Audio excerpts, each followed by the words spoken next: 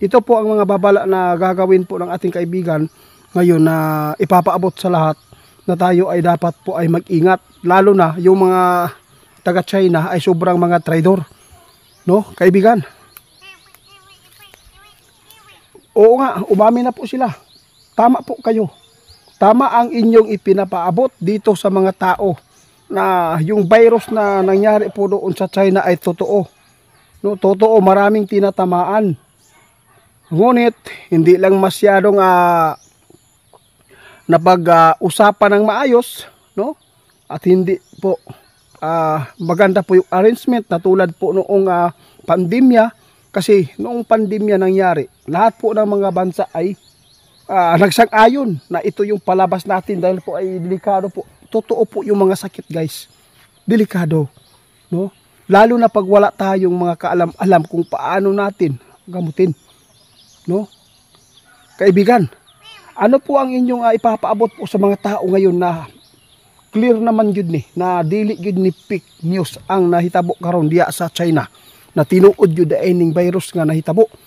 Unsa man ang ato ang mapaabot karon sa mga tao na diri sa ato ang Pilipinas. Nako po, nakakatakot ito. Guys, sabi ng ating kaibigan, yung pag-amin po ng taga-China na yung virus na yan ay totoo, na tulad po sa nangyayari po noon sa kanila noon nang nag-virus na COVID-19. Ang nakita ng ating kaibigan ngayon ay sana ipagdasal po natin na hindi po tayo makasagupa na tulad po na sasagupa natin noon nung nag-lockdown, yung pandemya. Kasi po mahirap po talaga pag ito ang problema dito, pag sumang-ayon po yung USA. Oo, yun po ang pinakamalaking bansa din, guys, no? Pag ito ang mukubit dire na magbigay simpatiya po doon sa ipinapaabot ng China, lockdown yun taninyo ani. Dagan madamay.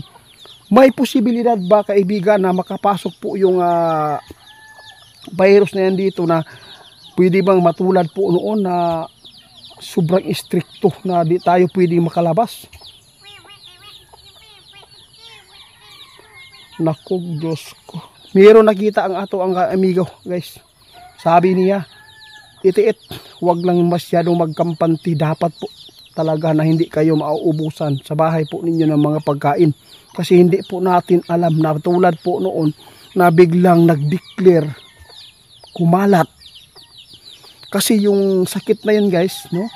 Doon sa China, sabi ng ating kaibigan ay pwedeng makapasok dito at mag-viral yan. Pag maghawa-hawa, delikado tangtanan. Dapat kahit ginawa nilang fake news dito sa atin, kasi hindi po talaga tinugunan po ng nakakataas po yung WHO, no? Ang WHO po ang makapagpasya kung ito ay delikado na marami ng natatamaan at naghawa-hawa nito. Pag dumami daw ang mga pasyente po doon sa mga hospital, ibig sabihin nito, matulad tayo noon. Kaya paalala ng ating kaibigan, dapat hindi tayo maubusan ng pagkain, dapat makapag-imbak tayo. Sobrang hirap ito.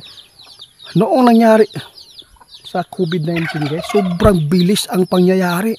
Maraming mga tao na hindi nakapaghanda sa pagkain. Maraming mga tao na gustong lumabas para lang ay pagpumilit, makabili lang ng pagkain para meron silang magagamit sa pang-araw-araw. Ngunit, ngayon po, nagpapasalamat tayo, sabi ng ating kaibigan, dahil po ay kahit fake news po yan, at least makapaghanda tayo. Kasi po, umamin na po yung China na totoo ang kanilang ipinakalat na balita. Dahil marami na po, napupuno na daw talaga, guys, yung mga hospital po doon na tinatamaan po ng HMPV. Yun. Sa lahat po na nagsasabi sa mga dwindi na fake news, no, hindi totoo, bakakon daw ang pagpaabot, no, naggawa-gawa lang daw. Pag sinabi nila na itiit, puputok talaga yung kanlaon. Di ba pumutok na naman.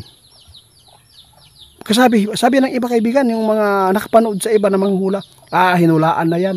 Ng ano, oo nga, hinulaan na nga, pero iba po ang mga duwindi pag naghula. Oo. Kasi yung iba, hinulaan nila, pero ang aabot pa ng tag 2 years, 1 year, hindi agad may iba na tumumpak si Rudy Baldwin, kaibigan. Oo. Sa totoo lang guys, kung ikumpara natin yung tao at saka yung elemento, mas yung elemento yung pinakauna dito sa atin at saka sila po talaga yung nakakita kung magaganap na. Tulad po ngayon, sinabi ng ating kaibigan na yung virus na yan ipinakalat na totoo, kaya dapat po tayo ay mag-ingat.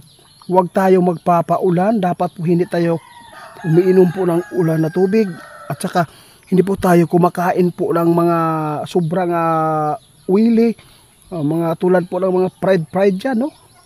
Dapat ang kakainin po natin yung mga prutas na makapagbigay sa atin. Unang-una, kapag prutas ang pinag-usapan dito, lahat ng prutas ay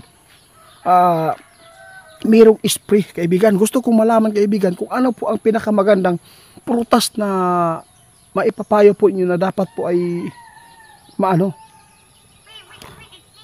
Wow, salamat po. Sa totoo lang, lahat po ng mga prutas dito, pati sa Pinas, no, yung mangga, dumadaan po talaga sa mga chemical spray, sobrang spray, di ba? Ito po ang pinakamagandang pagkain na prutas guys na dapat po sa inyo. Ito po ang ipaabot ng ating kaibigan para po papaya. Yung papaya na sarili po yung itinatanim sa inyong bahay o yung papaya nasa gubat. Maraming papaya guys na yung wild na papaya. Marami po. At saka ito, katulad dito. Maganda po ito guys kahit walang spray, no? Nakapag-survive siya sa mga insekto. Tulad po ng mga gulay. Kasi lahat po ng gulay ngayon guys, yung mga itinatanim po ng mga tao, pero mayroon po mga safety na gulay. Tulad ng talong guys. Hindi po yan safety kapag yung nasa market tayo nagbili. No, sa totoo lang. Kasi sobrang daming mga chemical na inispray dyan. Unang-una, ang pinakamaganda po na mga pagkain na gulay, ito, sinabi ng ating ebing kanina, number 1, kamunggay. Kalamunggay man sa mga diri guys, kamunggay man sa mua. Alugbati, yun po ang pinakadapis na wala pong spray. Tangkong, at saka yung kamuting tinangkong, yun po ang pinakamaganda. Pag sinabing ampalaya, Diyos ko,